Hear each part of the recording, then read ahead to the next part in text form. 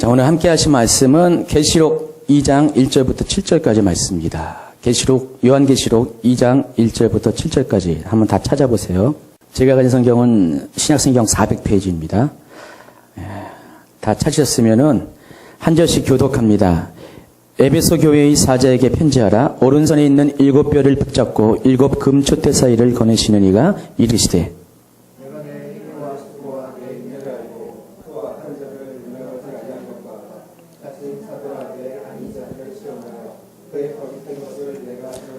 또 내가 참고 내 이름을 위하여 견디고 게으르지 아니한 것을 아노라. 그러므로 어디서 떨어졌는지를 생각하고 회개하여 처음 행위를 가지라. 만일 그리하지 아니하고 회개하지 아니하면 내가 내게 가서 내 촛대를 그 자리에서 옮기리라.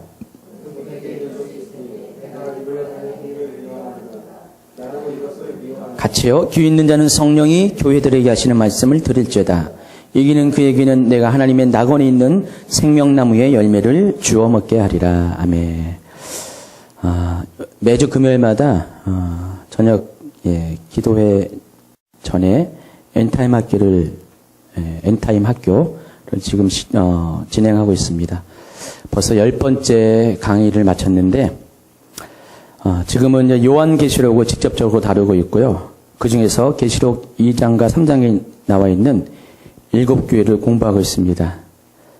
예전에도 제가 한번 엔타임 강의를 했었는데 그때는 이 7교회에 대해서 미처 다루지 못했어요.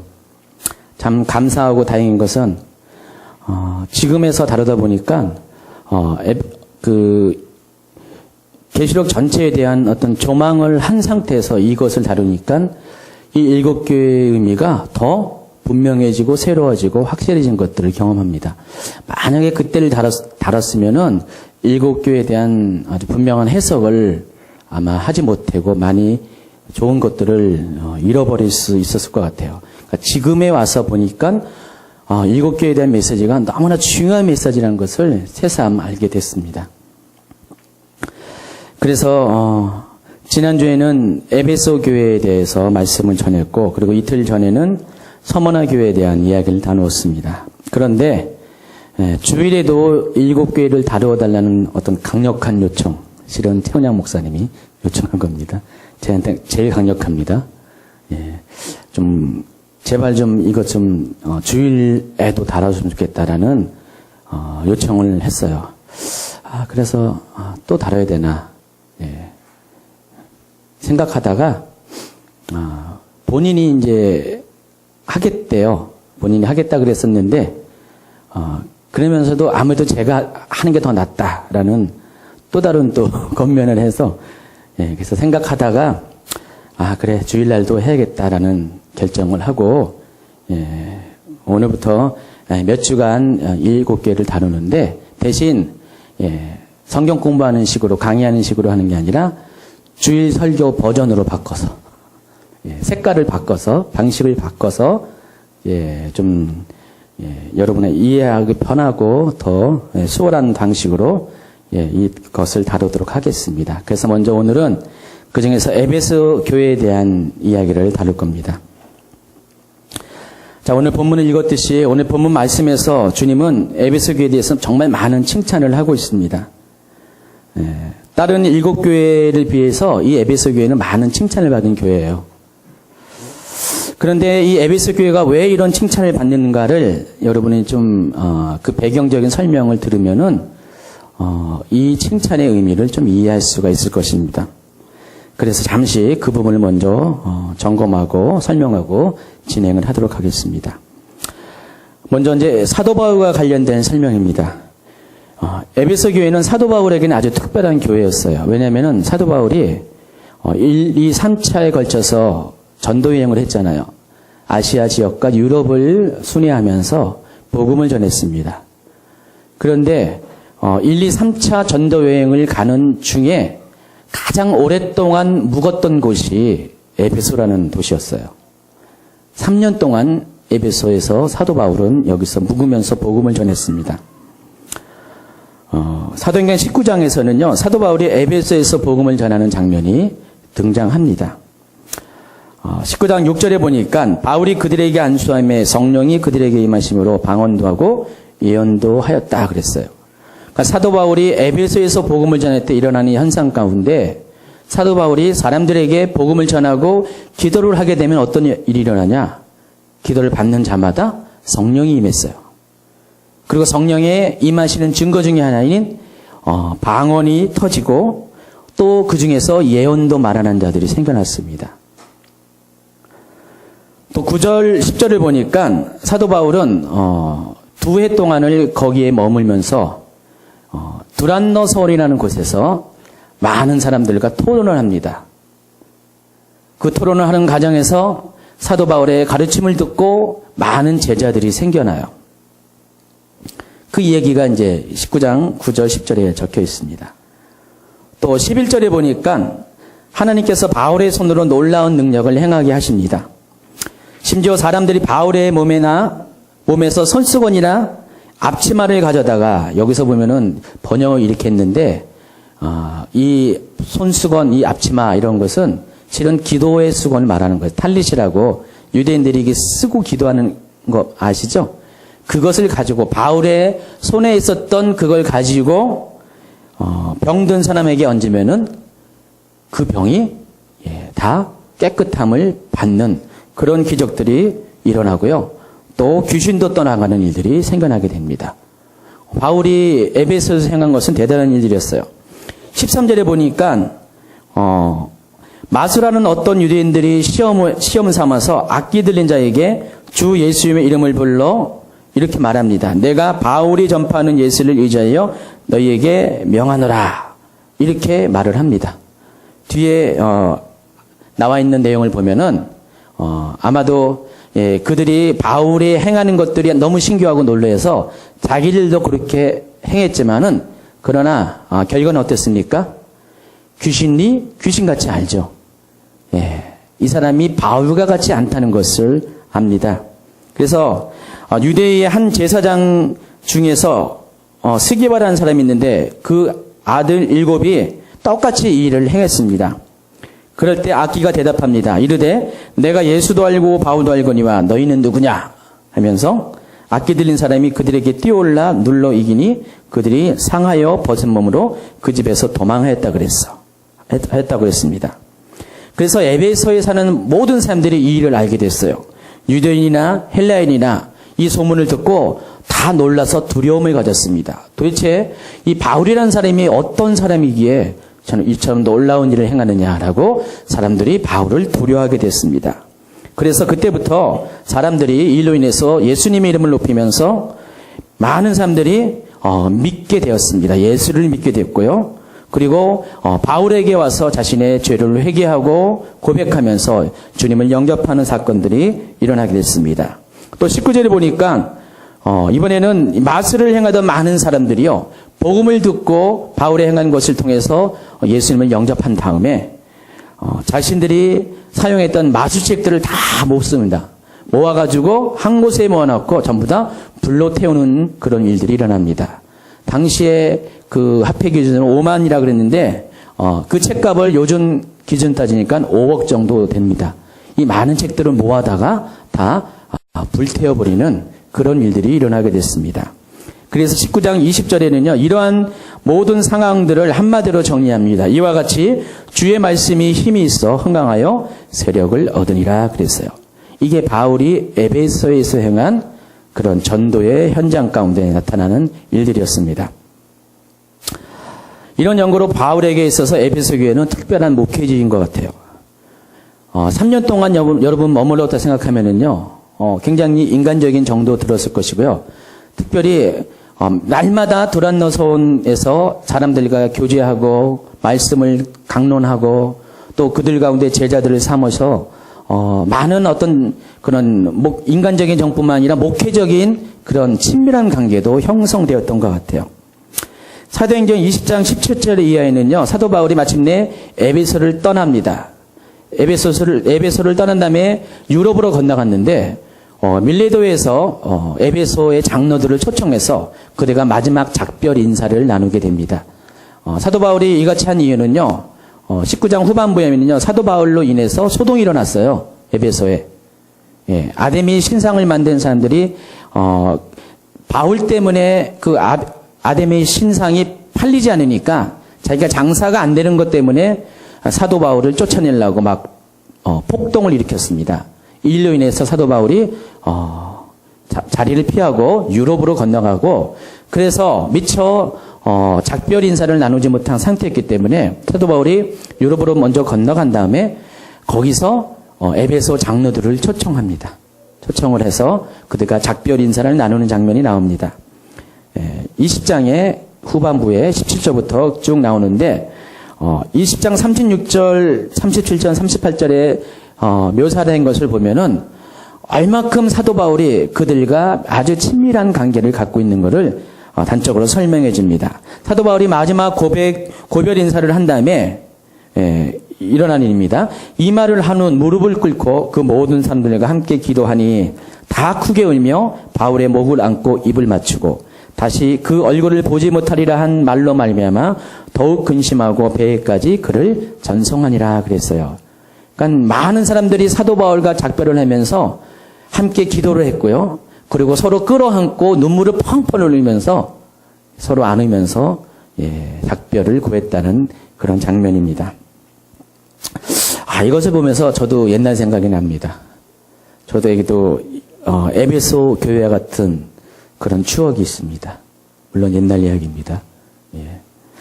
17년 전에 처음으로 사역하던 곳에서 이런 비슷한 경험을 한 것 같아요. 제가 한두 번 여러분에게 이야기를 했습니다. 기억하시는 분이 기억하는데, 그때 제가 처음 목회하던 곳, 전도사로 사역했던 곳이 인천이었어요. 저기 주안에 있는 교회였어요. 그래서 주안교회입니다. 주안 장로교회, 주안 감리교회는 아니었고요. 주안 성결교회였습니다. 당시 한 400명 정도 모이는 교회에서 청년 담당 전도사로 처음 사역을 시작했는데, 당시 제 나이가 30대 초반이었어요. 갓 30을 넘은 초반이었고요. 처음 사역이었기 때문에 아무래도 뭡니까? 열정이 있겠죠. 그리고 그때 당시에 하나님 앞에 결단을 하고 나아가면서 많은 기도를 했었어요. 특히 하나님께서 청년들을 만나게 하시면서 그 청년들 속에 있는 깨끗하고 순수하고 열정적인 것을 통해서 한마디로 제 젊음을 불태웠습니다. 3년 동안을 제가 그곳에서 정말 젊음을 불태우면서 열정을 쏟으면서 그들을 섬겼던 기억이 납니다. 그때도 하나님께서 많은 제자들을 만나게 했어요. 제가 한 일주일에 직장 생활을 하면서 전도 사역을 했는데 두세 가지를 같이 하면서 그들을 섬겼을 때 그냥 평소 나가는 뭐 수요일이나 금요일이나 토요일이나 주일만 그 청년들을 섬긴 게 아니라 거의 매일매일을 청년들과 함께 생활을 했었어요. 그때 우리 큰아이가 이제 뭐 돌 지나고 이렇게 별로 크지 않을 때였어요. 크지 않을 때고, 아마 제가 그 교회를 떠날 때는 채영이가 갓 태어날 때였어요. 둘째가 갓 태어날 때인데, 저도 그런 나이였잖아요. 그랬는데, 그때 당시에 젊은 청년들과 어울리면서, 매일매일 그 청년들이 저희 집에 왔어요. 집에 와서 성경 공부도 하고, 밤을 새워서 이야기도 하고요. 어느 날은요, 청년들이, 굉장히 좁은 집이었어요. 열 몇 평밖에 안 된 집인데, 밤새 와서 이야기하고 기도하고 뭐 자기들이 항상 이렇게 손을 무겁게 하고 옵니다. 뭐 먹을 거 사갖고 와서 해먹고, 그리고 다 자요.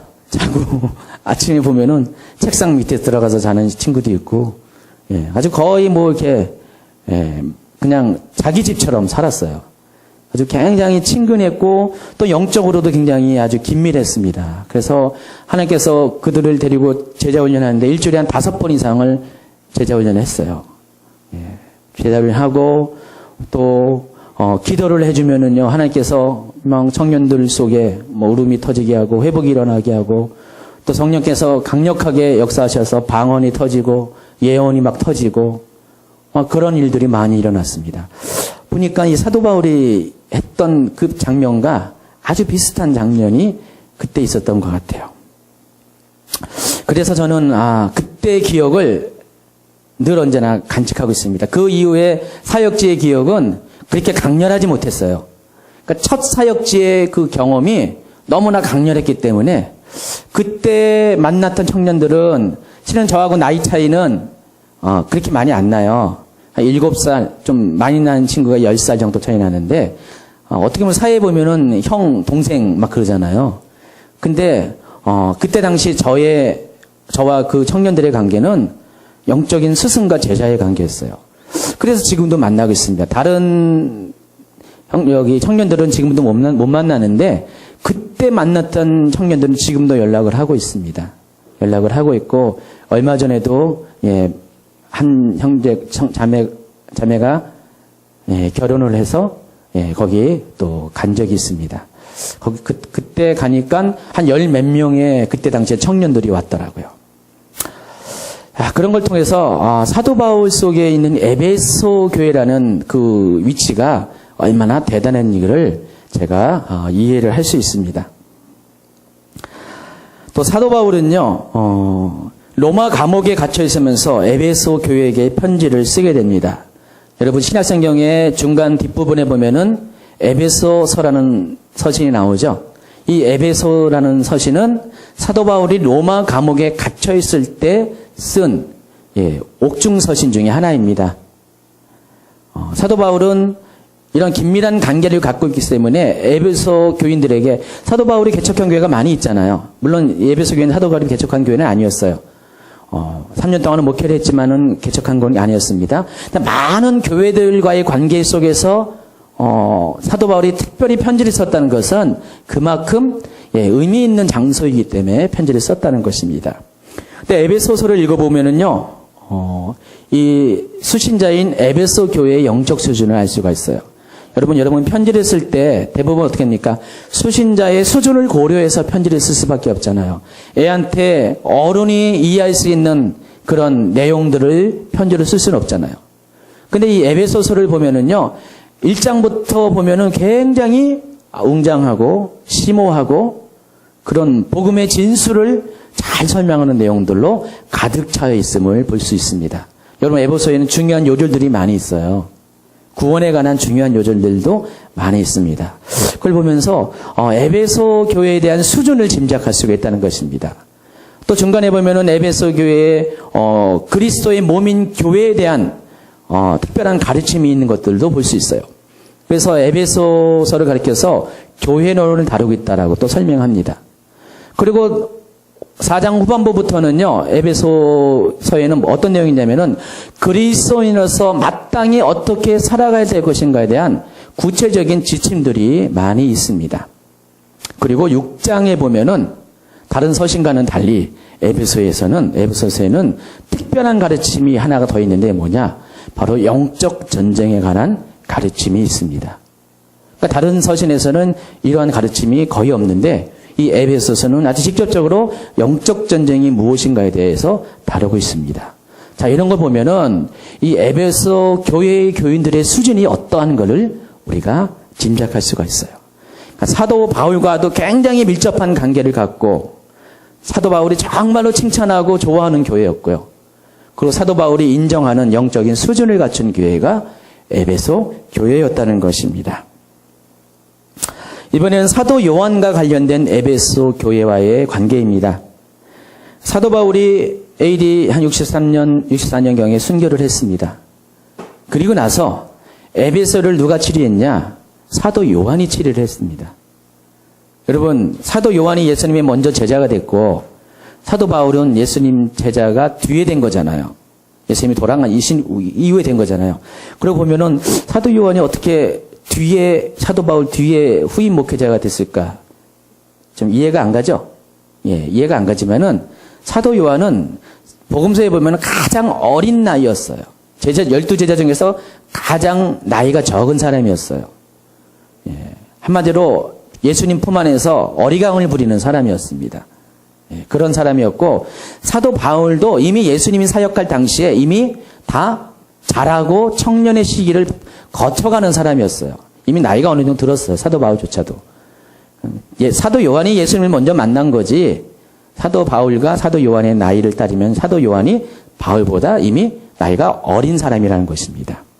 어쨌든 간에 사도 요한이 사도 바울의 뒤를 이어서 이 에베소 교회를 치료하게 됐는데 사도 요한을 요한 3서 1, 2, 3서에 보면은 사도 요한은 자신을 가리켜서 뭐라고 하냐면은 장로라고 표현을 합니다.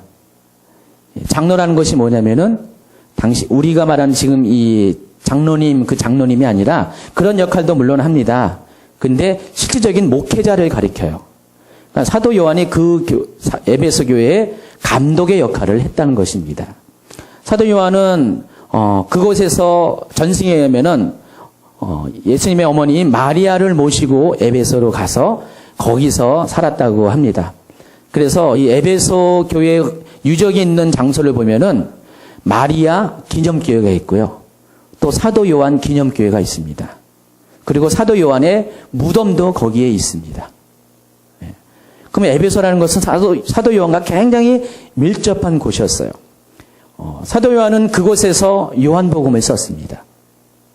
요한복음이 다른 복음서에 비해서 수십 년의 간격을 두고 쓰여졌는데 요한복음이 절세된 것도 약 AD 90년 전후를 기점으로 요한복음이 쓰여졌어요.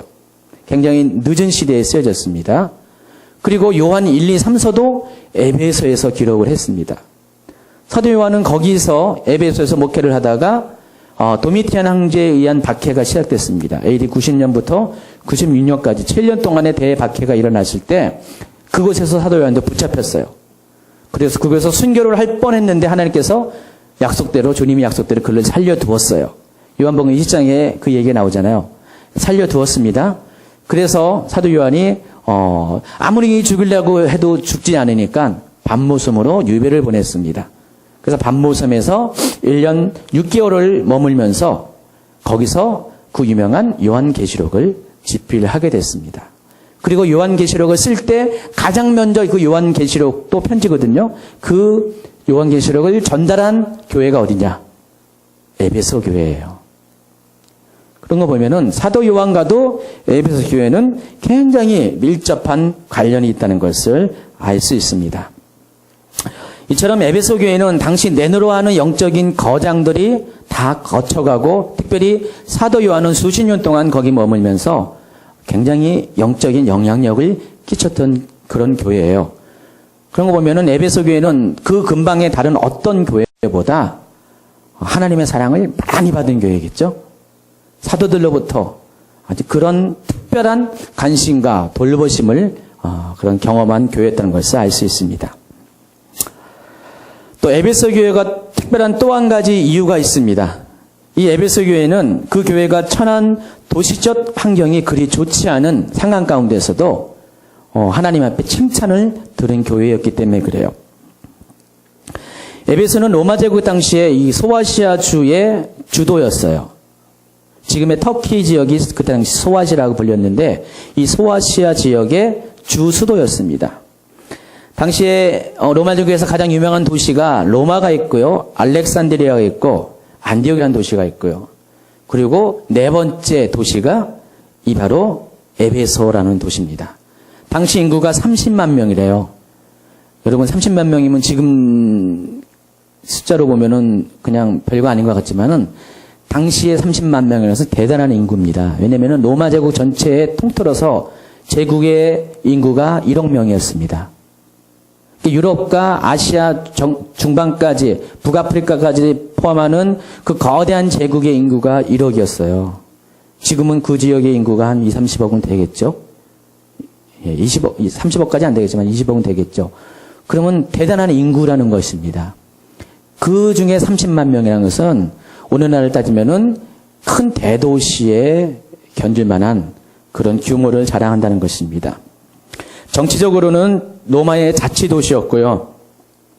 또 동서양을 연결시키는 교통의 요충지였습니다. 지도를 보면은 에베소는 그 아시아와 유럽을 잇는 바로 그 교통의 요지 가운데 있어요. 그래서 오래전부터 상업이 발달했고요. 무역이 발달한 그런 도시였습니다. 그래서 에베소는 경제적으로도 풍요해서 아무것도 부족할 것이 없는 그런 도시였어요. 그래서 지금도 남아있는 에베소의 유적을 보면은요, 원형 경기장이 있는데 2만 5천 명을 수용할 수 있는 아주 거대한 원형 경기장이 에베소에 있습니다. 대극장이 있고요. 각종 경기장, 체육관, 음악당, 거대한 목욕탕의 유적들이 지금도 남아 있습니다. 또 지식층을 위해서 도서관과 학교도 있었고요. 또 여행자들을 위해서 여관이나 유곽에 이르기까지 정말로 모든 시설이 다 완벽하게 갖춰진 그 당시의 최고의 도시 중에 하나가 에베소라는 것입니다. 그래서 당시의 사람들이 그 에베소를 한번 가보는 곳이 소원이었다 그래요. 그러니까 로마를 가는 것도 소원이었고요. 에베소를 가는 것도 소원이었습니다. 지금 우리가 알고 있는 뭐 뉴욕이나 LA나 이런 데 있잖아요. 미국 사람들도 요즘은 어떤지 모르지만 예전 얘기 들어보니까 서부에 있는 사람들은 뉴욕을 한 번 가는 것이 평생의 소원이래요. 또 반대로 동부에 있는 사람들은 LA 쪽에 서부를 가는 것이 소원이래요. 그 정도로 거리적으로 멀고 물리적으로 멀었기 때문에 가고 싶은 그런 선망하는 그런 도시들이 있습니다. 뉴욕이 그렇다는 것이죠. 뭐 파리가 그렇고요. 뭐 동경이 그렇고요. 자, 그와 같이 에베소는 그렇게 그 당시에 가장 잘 나가는 그런 도시 중에 하나였습니다. 그런데 문제가 있습니다. 모든 것이 풍요하고 완벽한 이 도시였지만은 그 에베소는요, 다른 어느 도시보다 굉장히 타락한 도시였어요. 도덕적으로 타락하고 또 영적으로 음란한 도시였습니다. 에베소에는 지금도 많이 발견되는 게 당시에 그런 그 로마의 신들의 신전이 있습니다. 그 중에서 유명한 것이 제우스 신전이 있었고요. 그리고 당시에 아데미 여신이라는 그 여신을 숨기는 그런 신전이 거기에 존재했습니다. 파르테논 신전이라고 아시죠? 들어봤죠? 세계사에서. 굉장히 큰 위대한 건축물 중에 하나인데 이 파르테논 신전보다 무려 4배나 큰 규모의 신전이 그곳에 있었어요. 그래서 세계 7대 불가사의래요. 물론 지금은 다 무너져가지고 기둥과 터만 남아 있습니다. 그 정도로 그 도시는 아데미 여신을 강력하게 열정적으로 섬기는 도시였어요. 근데 이 아데미 여신은 굉장히 음란한 여신이었습니다. 예. 제가 표현을 다 일일이 못하겠지만은 한번 찾아보시면은 알 수 있습니다. 굉장히 음란한 여신이었기 때문에 그 여신의 그 음란성이 그들을 섬기는 그 아데미 여신을 섬기는 그런 신도들에게도 당연히 전달이 될 것이고요. 도시 전체가 그런 도덕적으로 영적으로 타락한 도시였어요. 그러니까 한마디로 말해서 그 에베소라는 도시는 아데미 여신에게 바쳐진 도시였어요. 그러니까 30만의 인구가 아데미 여신을 열정적으로 추종하는 그런 도시였다는 것입니다. 그런데 그런 도시에서 사도 바울이 복음을 전했고 그들이 복음을 영접했고 특별히 오늘 칭찬들은 설명이면은 그들에게는 수고와 인내를 통해서 오직 예수님을 믿는 그것 때문에 박해를 통하면서도 그들의 믿음을 지키는 그런 교회였다는 것입니다.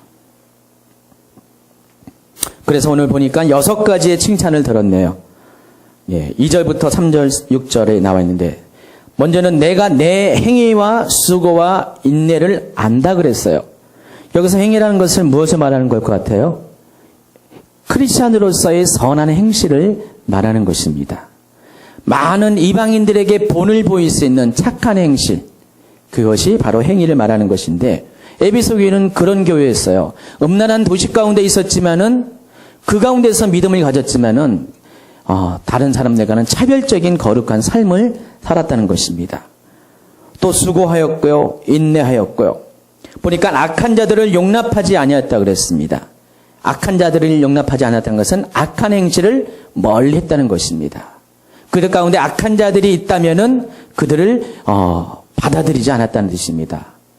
또 자칭 사도라 하되 아닌 자들을 시험하여 그의 거짓된 것을 드러냈다 그랬습니다.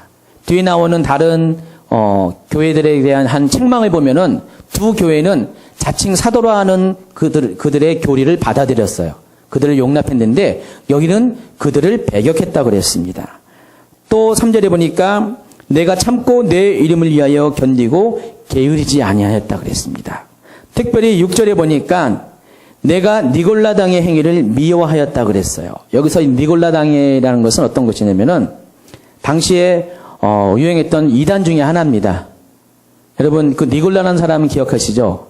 사도행전 6장에 나와 있는 초대교회 7 집사 중에 하나가 니골라라는 사람인데, 이 니골라는 원래는 안디옥 출신의 이방인이었다가 유대교로 개종했습니다.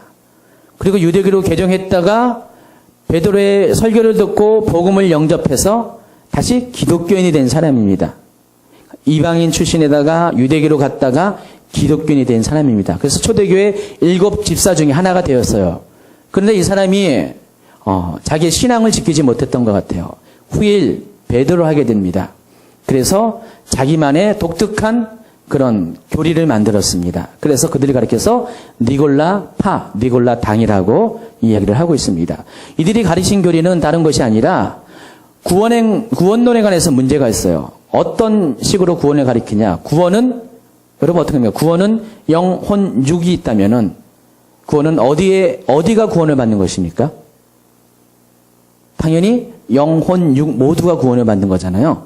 근데 이 니골라 당의 교리는 오직 구원은 영에만 있다고 주장을 합니다. 그러니까 육은 상관이 없어요. 내가 구원받는 것은 내 영만 받는 거지, 내가 죽으면 내 영만 구원을 받는 거지, 이 육은 어차피 이 땅에 묻혀지기 때문에 아무런 상관이 없다고 이야기합니다. 그러다 보니까 영은 굉장히 소중하게 여기는 반면에 육은 소홀히 여기게 됩니다.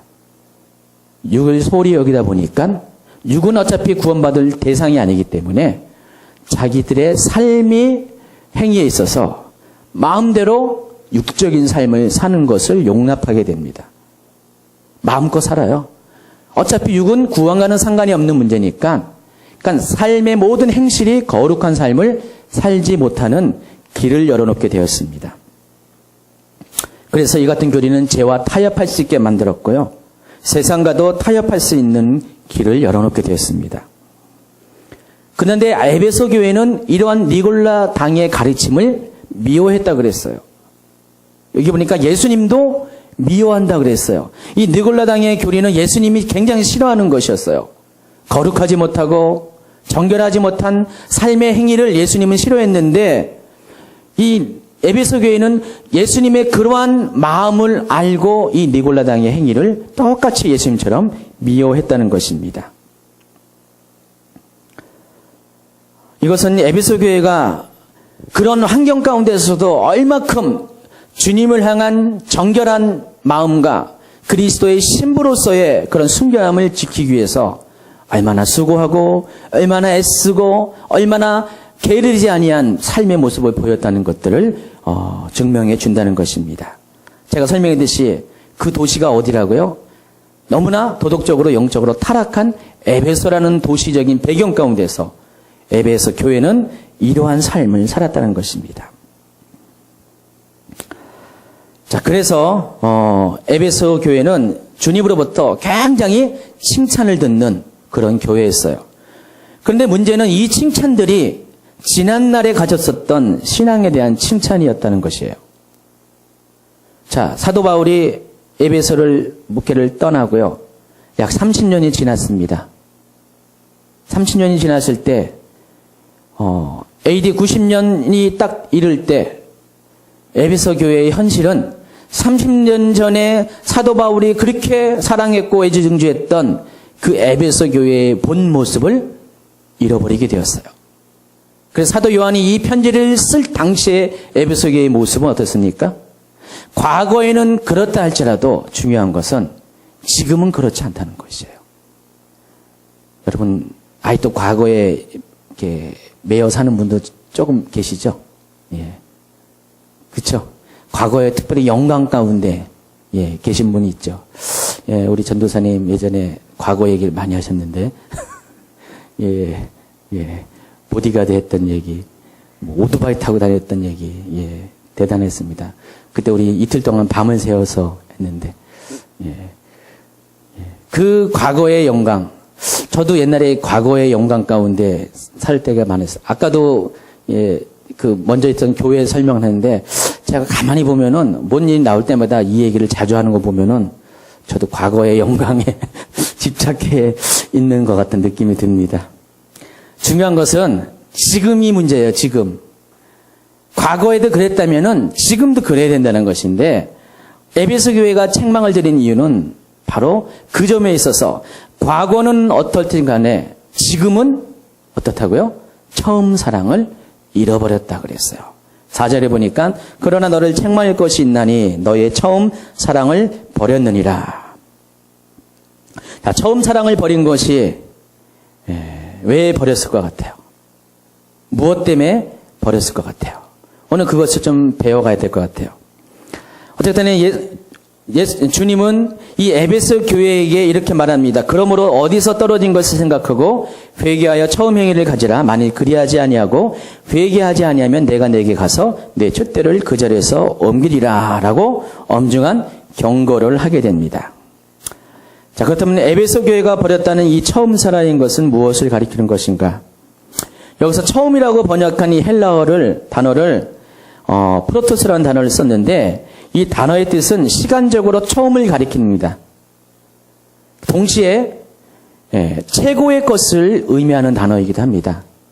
여러분 예전에 구약 성경에 보면 하나님께서 첫 열매를 바칠 것을 명령하시죠.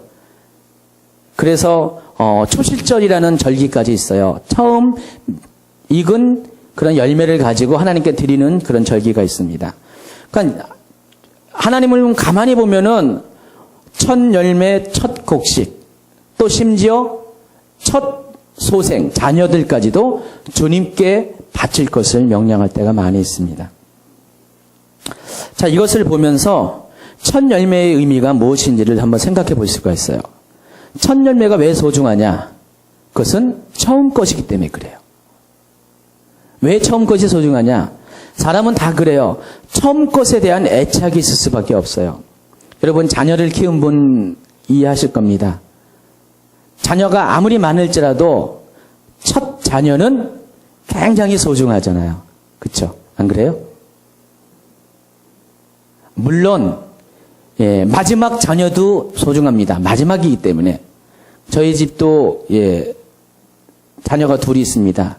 큰애는 첫 애라서 소중하고 둘째는 막내라서 소중합니다. 그래서 차별이 없습니다. 어쨌든 간에 이 첫 아이라는 것은 내가 처음 내 삶의 그런 열매로서 맺어진 첫 소생이기 때문에 애착이 갈 수밖에 없어요. 굉장히 소중하게 여길 수밖에 없습니다. 그러니까 처음이라는 그 의미, 프로토스라는 의미는 시간적으로도 처음이라는 것이지만은 그러나 내 마음을 가장 쏟아넣을 수 있는 가장 소중한 것, 다시 말해서 베스트라는 의미가 있다는 것입니다. 그래서 주님은 첫 열매를 우리에게 요구한 것이에요. 첫 자녀를 우리에게 요구한 것입니다. 그런데 에베소 교회는 이 베스트를 잃어버렸어요. 이 프로토스를 잃어버렸습니다. 처음 하나님께 드렸던 그 마음과 결단과 그 사랑을 잃어버렸다는 것입니다. 여러분 사람은 누구든지 사랑을 하게 되면 눈물이 온다 그러잖아요. 그렇죠? 근데 항상 모는 건 아니더라고요. 연애를 많이 해본 사람은 압니다. 제가 그런 사람인지 모르겠지만 연애를 많이 한 사람은 아는데 제일 잊지 못하는 게 뭔지 아시죠? 첫사랑에 대한 기억입니다. 첫사랑에 대한 기억이 있습니까? 그분이 저분입니까? 첫사랑이 맞습니까? 아, 그래서 지금도 그렇게 대단하군요. 전혀 잊어버리지 않게 날마다. 그래서 이 첫사랑에 대한 기억은 너무나 소중하고 늘 언제나 내 마음속에 남는 것이에요. 우리가 예수님을 영접할 때도 마찬가지예요. 에베소 교회의 성도들과 같이 우리가 예수님을 영접할 때의 그 첫사랑은요, 대단한 그런 기억의 자리에 남아 있습니다. 여러분, 첫사랑의 기억이 많이 남아있는 사람일수록 어려운 시험과 환경적인 그런 풍파가 닥칠 때 그 환경을 이겨낼 수 있다고 합니다. 여러분, 부부가 살다가 보면 다 좋은 건 아니잖아요. 신혼 시절이 있다 보면은 좀 지나가면은 소원해지는 그런 시간들이 막 옵니다. 점점 다투기 시작하고요. 내가 이 사람하고 왜 결혼했는가 속으로 후회하는 시간도 올 것이고요. 뭐 얘기를 들어보니까 한두 번쯤은 다 그냥 이혼해 할까 하는 그런 부부관계의 위기도 찾아온다고 합니다. 그런데 신혼 시절에 첫 번째 사랑을 고백할 때의 그 기억들이 아주 강렬한 사람들은 그 기억 때문에, 그 경험 때문에 그 시절을 극복할 수 있다고 그럽니다. 그렇죠? 그래서 처음 만날 때 그 강렬한 기억은 굉장히 소중한 거예요. 그러니까 예수님을 만날 때도 마찬가지예요. 예수님을 만났을 때 그냥 내가 예수님을 믿는 건지 맞는지 모르고 그냥 교회에 오는 사람과 예수님을 만났을 때 너무나 강력한 체험을 통해서 예수님을 만난 사람은 신앙생활에 있어서 중요한 위험한 시즌이 닥쳐올 때 그 대처하는 것들이 다를 수밖에 없다는 것입니다. 그렇죠? 그래서 이 첫사랑은 그만큼 소중한 것입니다. 굉장히 중요한 우리의 신앙생활에서 굉장히 중요한 것이라는 것입니다. 그런데 중요한 것은 그 중요한 첫사랑을 에베소 교회는 잃어버렸다는 것이에요. 과거에는 주님 앞에 너무나 열심이었어요. 너무나 순정했습니다. 수고와 인내를 통해서 그 도덕적이고 영적으로 타락한 그 도시적인 배경 가운데서도 자신의 믿음과 신앙을 지켜냈던 교회입니다. 그 어떠한 영적인 도전에 의해서도 악한 자를 대적했고요. 자칭 사도라는 사람들을 배격했고 또 니골라당의 행위를 미워하는 그런 교회였습니다. 그런데 그런 교회조차도 시간이 지나고 30년이 지나니까 그 첫사랑에 대한 기억들을 잃어버리고 가장 주님께 드리는 베스트를 잃어버린 교회가 됐습니다. 그 결과가 어떻게 됐습니까? 에베소 교회는 그들이 그동안 담기를 싫어했고 휩싸이기 싫어했던 에베소의 도시적인 그런 환경 가운데 그들도 들어가게 되었다는 것입니다. 그래서 점차 세속화되었어요. 교회의 거룩을 잃어버리게 되었습니다. 주님은 지금 그런 교회를 향하여 지금 책망을 하고 계십니다. 그러므로 어디서 떨어지는지를 생각하고 회개하여 처음 행위를 가지라. 만일 그리하지 아니하고 회개하지 아니하면 내가 내게 가서 내 촛대를 그 자리에서 옮길 것이라 그랬어요. 여기서 이 촛대를 의미하는 것이 뭘 말하는 걸까요? 이 촛대라는 것은 계시록 전체적인 그런 내용들은 교회를 의미합니다. 오늘 목사님 설교를 들어보니까 이 촛대를 가리켜서 데스티니라고 설명을 하시더라고요. 데스티니라는 것은 운명, 숙명이라는 단어로 번역을 하죠. 예, 그렇죠. 이 데스티니라는 것은 내가 짊어져야 될 내 인생의 숙명적인 그런 것이에요. 특별히 기독교인에게 이 데스티니라는 것은 뭡니까? 거의 정체성과 같아요. 아이덴티티와 같은 겁니다. 그래서 내가 하나님을 섬길 수밖에 없는, 하나님을 경배할 수밖에 없는 그런 정체성, 숙명적인 하나님과의 그런 떼어놓을 수 없는 그 만남을 데스티니라고 합니다. 교회는 이런 하나님과의 데스티니 관계 속에서 형성된 것이었어요. 하나님은 교회를 통해서 피 흘려 세우신 그 교회를 통해서 십자가를 통해서 세우신 교회를 통해서 하나님의 일들을 이루어 가신다는 것입니다. 그래서 이 교회의 영광은 아무것도 비교할 수 없는 것이에요.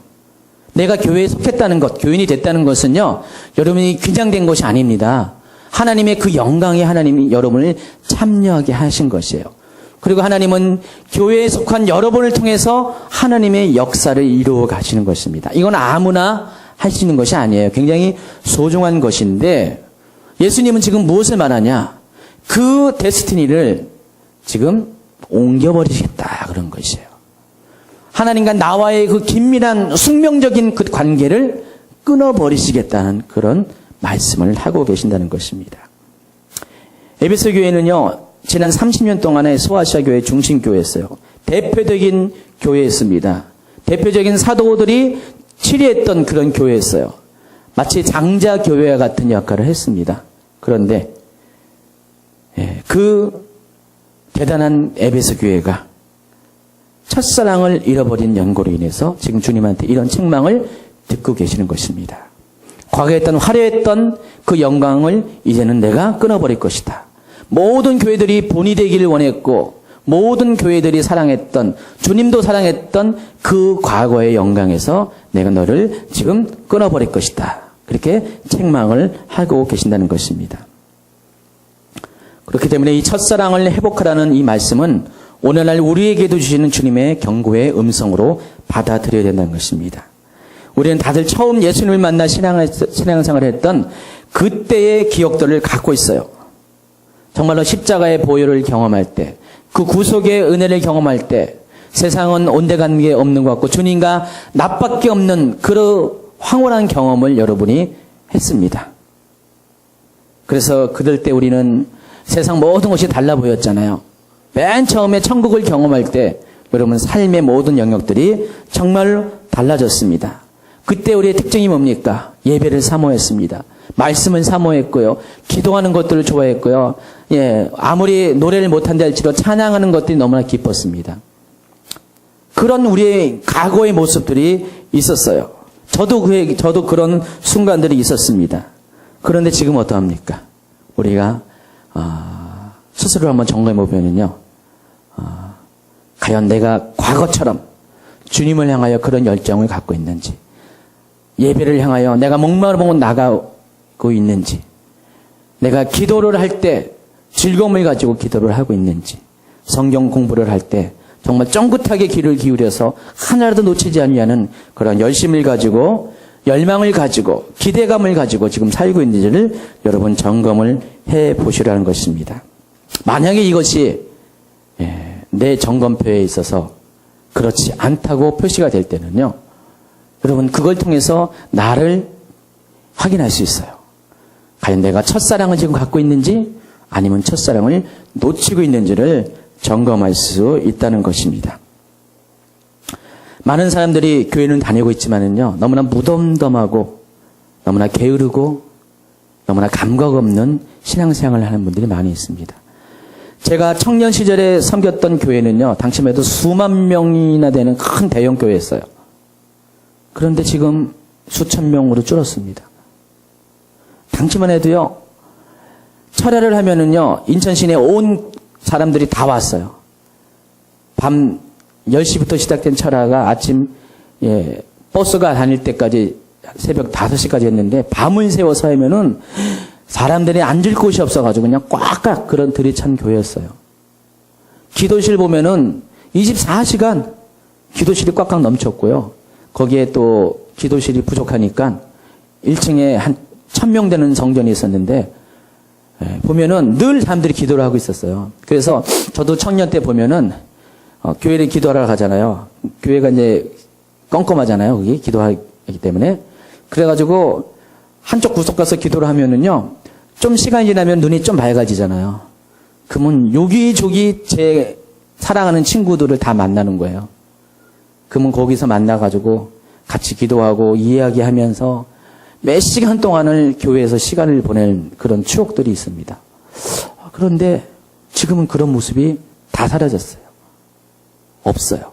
제가 가까운 분들 통해서 들은 이야기면은 거기는 오직 아픔만 있고 분열만 있고 다툼만 있고 미움만 있고 목회자와 성도들 간의 불신이 있고 많은 사람들이 떠나가고 하나님에 대한 사랑보다는 돈에 대한, 세상에 대한 이런 것에 대한 집착만 있는 이런 모습을 보면서 굉장히 안타까워하는 마음을 많이 가졌습니다. 왜 그랬습니까? 그 교회 또한 첫사랑을 잃어버렸기 때문에 그래요.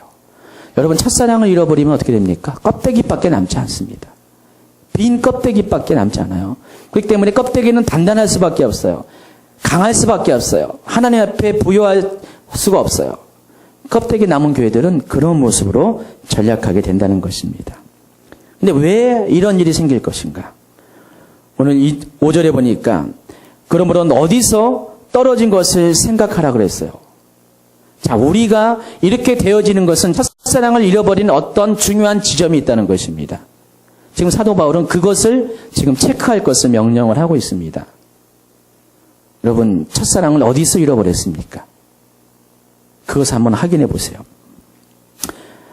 그것은 다른 것이 아닙니다. 특별히 성령을 쫓는 사람들에게 첫사랑을 잃어버리는 그런 계기는 어떤 것이냐? 바로 성령의 음성을 놓치는 그 순간이 그 사랑을 잃어버리는 순간이 된다는 것입니다. 계시록 전체를 통해서 특별히 7교회에 대해서 예수님은 계속해서 반복적으로 말씀하시는 게 뭐냐? 귀 있는 자들은 성령이 교회들에게 하시는 말씀을 들을지어다 그랬어요. 이거와 더불어서 또 하시는 말씀이 이기는 자가 될 것을 명령을 하고 계세요. 이기는 자가 되어야 되는 이유가 뭐냐? 이기는 자가 돼야지 생명의 면류관을 얻기 때문에 그래요. 천국에 가기 때문에요. 그래서 이기는 자가 되기 위해서는 기본적으로 우리가 출발을 해야 될 게 뭐냐? 성령이 교회들에게 하는 말씀을 듣는 귀가 있어야 된다는 것입니다. 어느 팀인가 우리가 예전에는 첫사랑을 통해서 중생을 하고 성령을 받아들인 다음에 성령과 교제하는 삶을 살았다가 어느 팀인가 우리가 이 첫사랑을 잃어버리게 되면은 성령과의 교제를 놓치게 되는 경우가 많이 있어요. 그렇기 때문에 어디서 떨어진가를 생각하라는 그 의미는 내가 언제부터 성령님과의 교제를 잃어버리는가를 여러분이 다시 한번 점검하라는 것입니다. 에베소 교회도 처음에는 성령의 음성을 듣는 교회였다는 것이에요. 아까 얘기했듯이 에베소 교회는 성령의 역사가 아주 넘쳐나는 교회였어요. 많은 성령을 통한 방언과 예언과 병 고치는 것, 또 축사의 그런 기적들이 일어나는 곳이었습니다.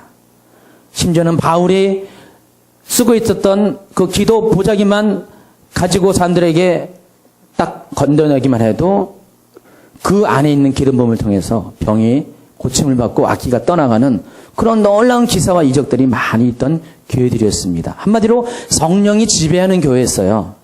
그러나 사도 요한이 이 편지를 쓸 무렵에 에베소 교회는 그렇지 않았다는 것입니다. 성령을 잃어버렸기 때문에 그들은 하나님과의 관계를 잃어버리게 되었어요. 성령님은 우리가 하나님 안에 거할 수 있도록, 주님 안에 거할 수 있도록 우리를 온전케 하시는 분이세요.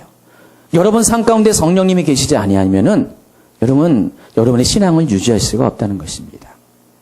마태복음 25장에 보면은요, 주님은 열처녀 비유를 통해서 마지막 때 우리가 어떻게 마지막을 예비할 것인가에 대해서 가르쳐 주십니다. 이때 슬기로운 5처녀가 한 일이 있어요. 뭘 준비했냐? 2가지를 준비했습니다. 등을 준비했고요. 또 한 가지가 기름을 준비했습니다. 또 미련한 5처녀는 어떻게 했습니까? 등은 준비했는데 기름은 준비하지 못했습니다. 여기서 등이 가리키는 것이 뭘까요? 이 등이 가리키는 게 뭘까요? 이것은 바로 교회 안에 속했다는 바로 그 정체성을 의미하는 것이에요. 자, 이 마태복음 25장에 나와 있는 열처녀의 비유는 어떤 것이냐? 신자와 불신자에 대한 가르침이 아니에요. 신자 가운데 있는 두 부류를 말하는 것입니다. 무슨 말인지 아시죠? 신자 가운데는 두 부류가 있는데 슬기로운 5처녀와 같이 등과 기름을 준비한 자들도 있고요. 미련한 5처녀와 같이 등은 준비하되 기름은 준비하지 못한 사람들이 있다는 것입니다. 이 등은 이미 우리가 교회 안에 들어왔다는 것이고, 이것은 다시 말해서 우리가 복음으로 말미암아 우리의 입술로 예수님을 영접하고 중생을 경험했다는 그것을 말하는 것이에요. 중생의 구원을 말하는 것입니다. 그러나 마지막 때는 이거 갖고 안 된다는 것입니다. 우리가 성결의 구원을 또 받아야 돼요. 성령으로 말미암아, 이 기름은 성령을 의미하는 것이에요. 그러니까 성령으로 말미암아 우리가 늘 주님 안에서 깨어 있어야 되고 주님의 가르침과 인도하심에 대해서 귀 기울일 수 있는 그런 귀가 열려 있어야 됩니다. 영적으로 깨어 있어야만, 깨어 있는 자만이 주님이 오실 때 주님의 나라에 부름을 받고 들어갈 수가 있다는 것입니다. 자, 에베소 교회는 이 부분에서 실패를 했어요. 이 부분에서 실패를 했기 때문에 첫사랑을 잃어버리게 됐다는 것입니다. 그러니까 성령의 음성을 듣는다는 것은 결과적으로 우리의 구원에 큰 영향을 끼치는 것이에요. 단순히 우리가 성령의 음성을 들음으로 인해서 우리가 그냥 하나님 은혜 안에 사냐 못 사냐 그거 수준이 아니라 지금은 시간이 있어서 가능해요.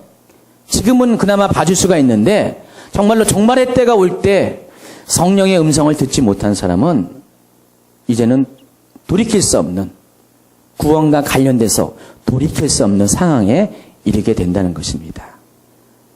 그래서 에베소와 같이 성령의 음성을 잃어버리고 첫사랑을 잃어버려서 결국은 하나님께서 그들의 구원조차도 보장하지 못하고 촛대를 옮길 것이라는 그런 엄중한 책망을 듣게 된다는 것입니다. 그래서 그들에게 이렇게 말씀하십니다. 회개하여 처음 행위를 가지라고 했습니다. 원인을 찾아냈으면 그 다음 행할 것은 그 죄에 대해서 돌이키는 것이에요. 주님은 에베소 교회가 가졌던 처음 행위를 다시 소유하기를 원하셨어요. 그 길은 회개밖에 없어요. 여러분, 회개라는 것은 행위가 동반되는 것입니다. 내가 죄를 찾아냈고 잘못을 인정했으면은 내가 걸어왔던 길을 돌이키는 것이 회개예요. 자, 회개할 때 또 여기서 처음 행위를 가지라고 했는데 여기서 이 처음 행위도 첫사랑과 마찬가지로 바로 같은 단어를 쓰고 있어요. 처음에 드려졌던, 하나님 앞에 드려졌던 그 행위. 처음에 하나님 앞에 사랑을 가지고 최선을 다해서 베스트를 드렸던 그 행위를 다시 가지라는 것이에요. 회복하라는 것이에요.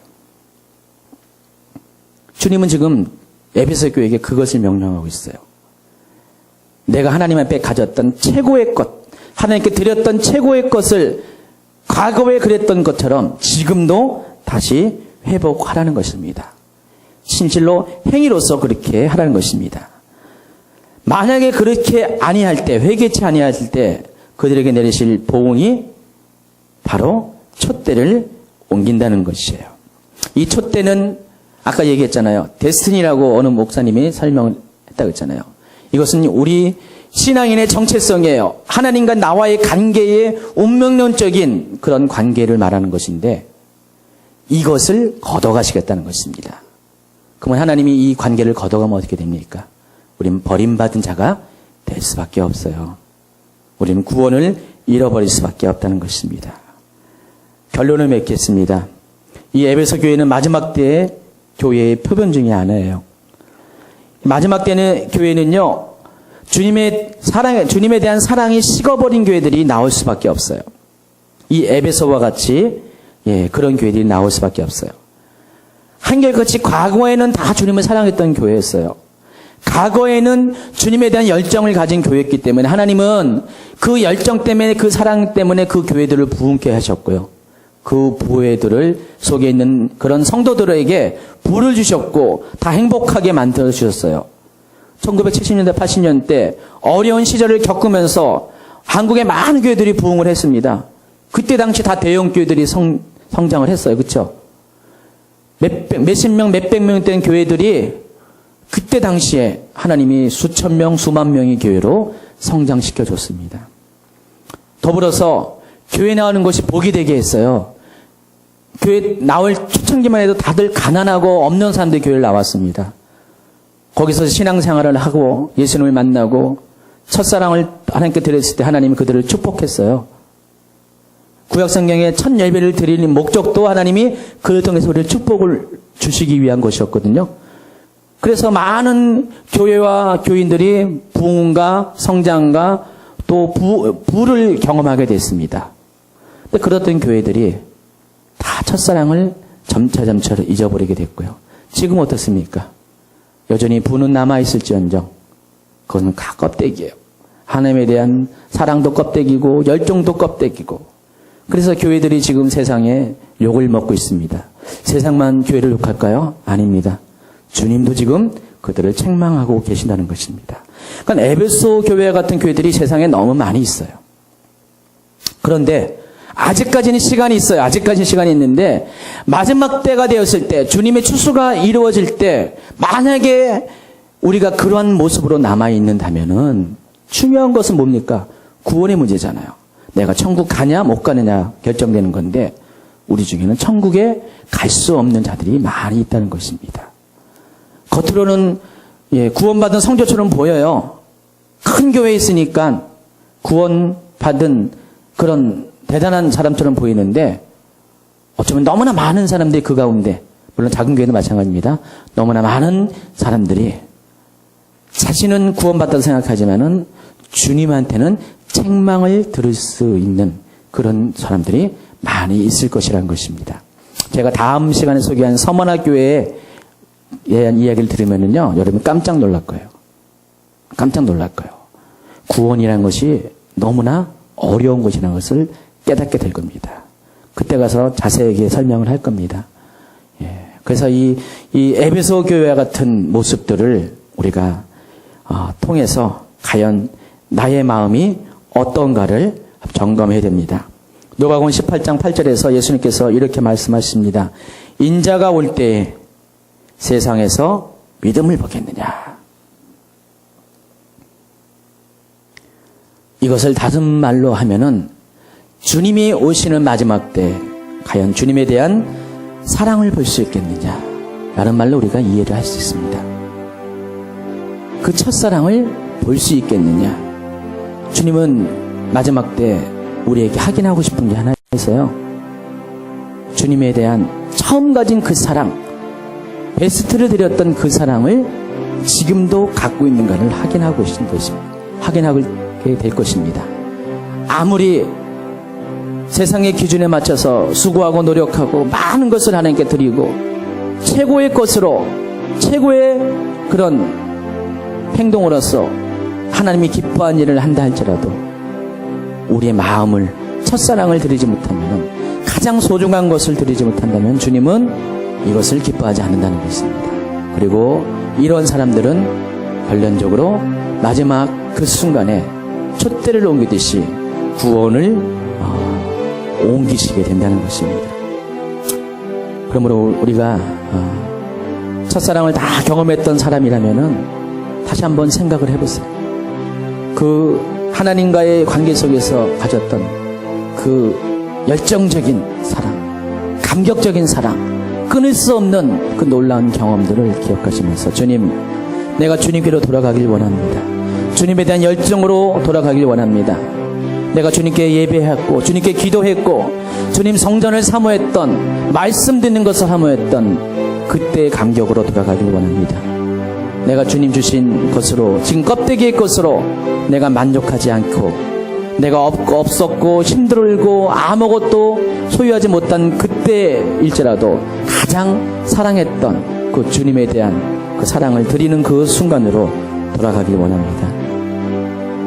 여러분의 첫사랑을 다시 한번 확인하고 회복하는 그런 시간 되기를 예수님의 이름으로 축원합니다. 이 시간에 기도할 때 여러분 첫사랑을 한번 추억하세요. 하나님과의 첫사랑을 추억하시기 바랍니다.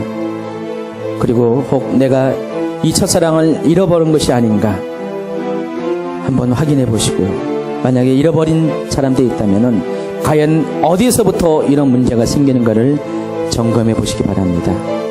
혹 점검해 볼 때 여러분 속에 성령님을 놓치는 그 순간이 있었다면은 주님, 내가 성령의 음성을 놓쳤던 그 순간으로 다시 돌아가서 회개하고 돌이켜서 주님의 주시는 처음 행위를 회복하길 원합니다.